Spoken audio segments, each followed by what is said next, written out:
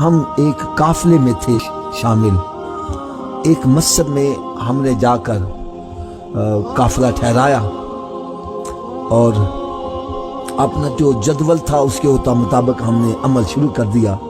ظہر کی نماز میں ہم نے درس دینا تھا تو فرضوں کے بعد اعلان کیا گیا کہ بھئی بقیہ نماز کے بعد درس ہوگا اور پھر ہم نماز پڑھنے میں مشغول ہو گئے.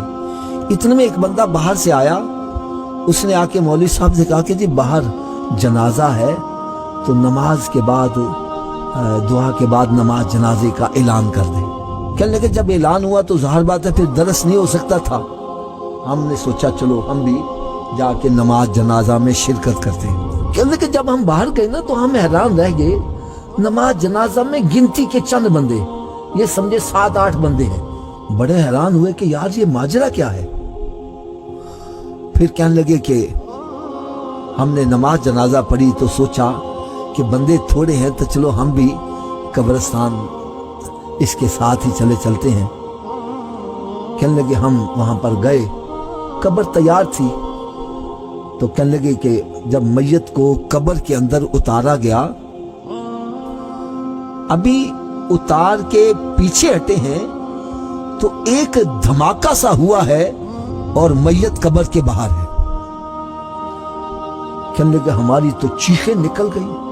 ہم ایک دم وہاں سے چھوڑ کر پیچھے بھاگے اور پریشان ہے کہ یہ ماجرا کیا بنا ہے. کہنے لگے اتفاق کی بات ہے کہ وہاں قبرستان میں ایک اور میت کو دفن کرنے کے لیے بھی آئے ہوئے تھے, کافی افراد تھے اور ان میں کوئی اللہ والا بھی تھا.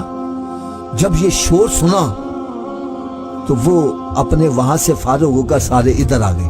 جو اللہ کا نیک بندہ تھا اس نے جب یہ منظر دیکھا تو اس نے کچھ کلام پڑھنا شروع کر دیا. پھر اس نے کہا کہ بھئی اس کا باپ کدھر ہے, مرنے والے کا باپ کدھر ہے. ایک بندہ بلا جی وہ جنازے میں نہیں آیا. جنازے میں باپ سکا باپ نہیں آیا. کہنے لگے بلا لو اس کو. لگتا ہے باپ اس مرنے والے سے ناراض ہے جس کی وجہ سے قبر اس کو قبول نہیں کر رہی. باپ کو کسی طرح سے پکڑا کر لے آئے. وہ بزرگ پوچھنے لگے کہ آپ اپنے بیٹے کو معاف کر دو.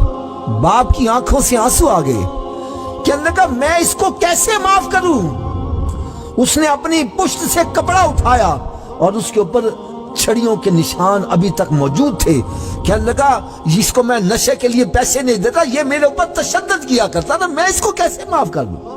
اب وہ بندوں کی جناب شیخیں نکل, کوئی بابا جی کے پاؤں پکڑنے لگ. ہر کو تو مصیبت پڑی تھی کہ یار اس کو قبر میں دفن کریں گے تو ہماری بھی جان چھوٹے گی. بابا جی کے جناب پاؤں پڑے تو معافی تلافی ہوئی کہ جناب آپ اللہ کی رضا کے لیے اس کو معاف کر دو. بہرحال باپ تھا, اس نے کہا کہ جی میں اس کو معاف کرتا.